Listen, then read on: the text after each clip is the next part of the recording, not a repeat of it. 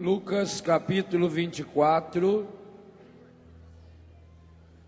de 13 ao 35. Lucas capítulo 24, de 13 ao 35. Você encontra esse texto também na página 153 do livro. Nesse mesmo dia, o primeiro da semana, 2 discípulos caminhavam para uma aldeia chamada Emaús, distante de Jerusalém, 60 estádios, 12 quilômetros. Iam falando um com o outro de tudo o que tinha se passado.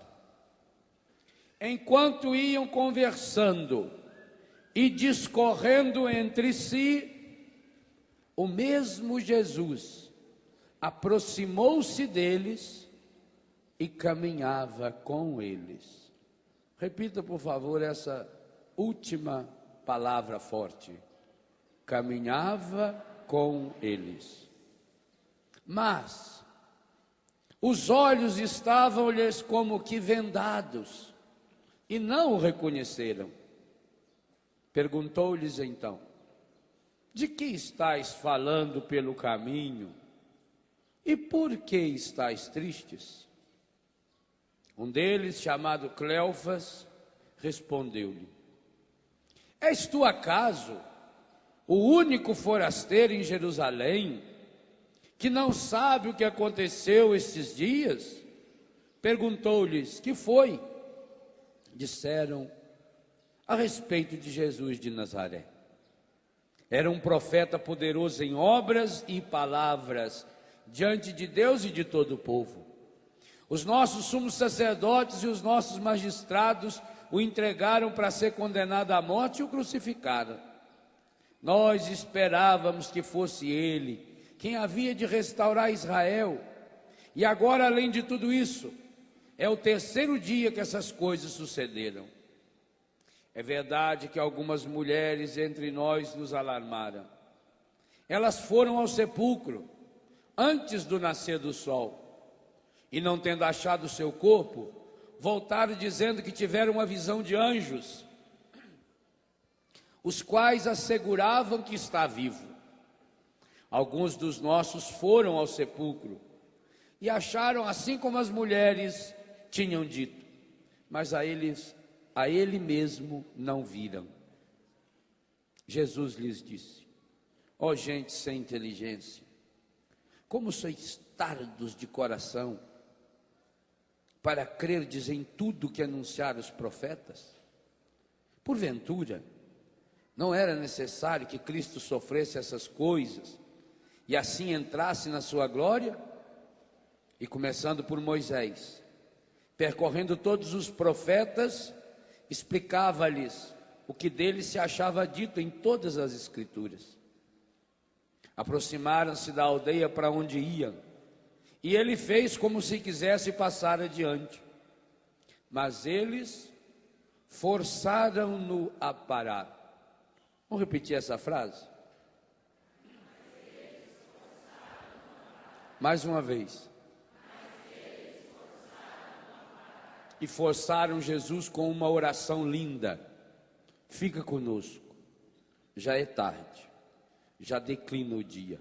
Por favor, fica conosco, já é tarde, já declina o dia. Entrou então com eles.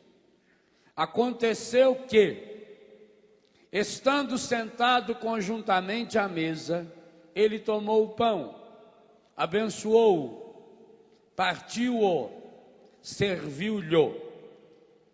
Então se lhe abriram os olhos e o reconheceram, mas ele desapareceu. Dizia então um para o outro: não se nos abrasava o coração quando ele nos falava pelo caminho e nos explicava as escrituras? Levantaram-se na mesma hora e voltaram a Jerusalém. Aí acharam reunidos os 11, e com eles, e os que com eles estavam, todos diziam: o Senhor ressuscitou verdadeiramente e apareceu a Simão. Eles, por sua parte, contaram o que lhes havia acontecido no caminho e como o tinham reconhecido ao partir do pão. Palavra da salvação. Bom dia.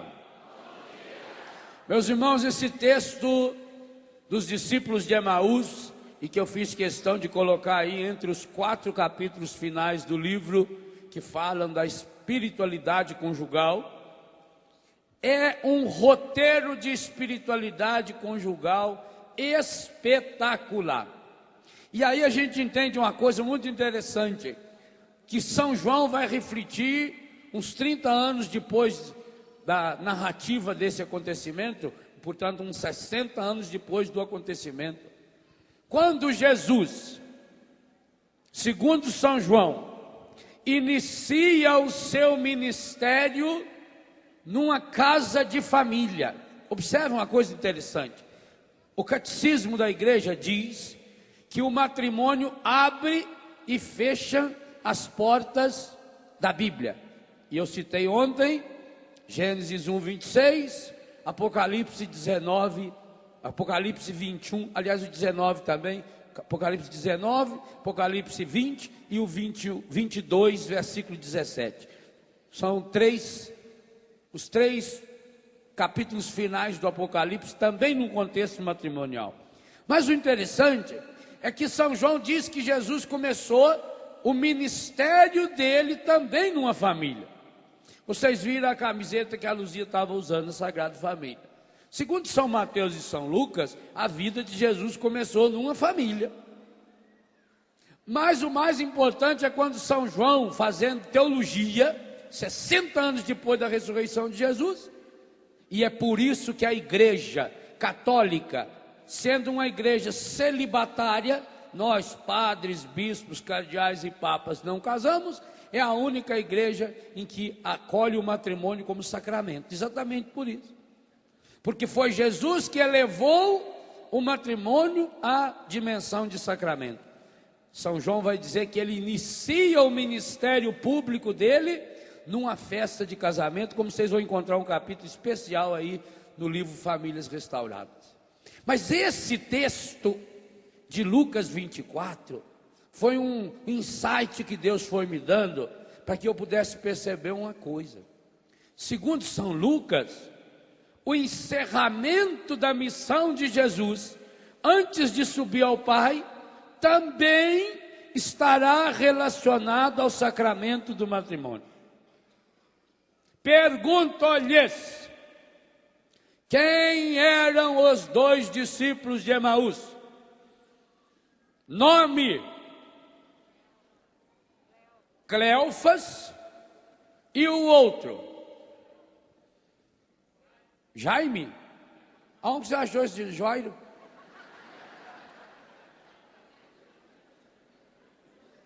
Rapaz, ele não é dessa ala, não.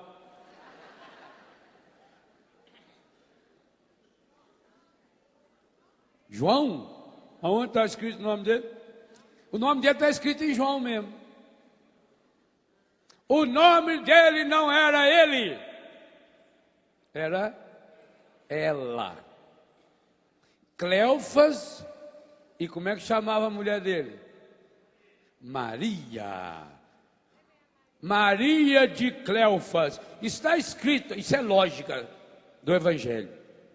Está escrito em João 19, 25, que junto à cruz de Jesus estava Maria, sua mãe, e Maria de... Qual Cleofas? Em lugar nenhum na Bíblia fala de outro Cleofas. Se falou naturalmente Maria de Cleofas, é porque já era conhecido assim. O Cleofas era conhecido, até porque essa dona Maria vinha a ser tia de Jesus. Era irmã de Nossa Senhora. Ué, mas irmã com o nome de Maria? Isso aí é só lá no Biguá que você vai ver um monte que tem.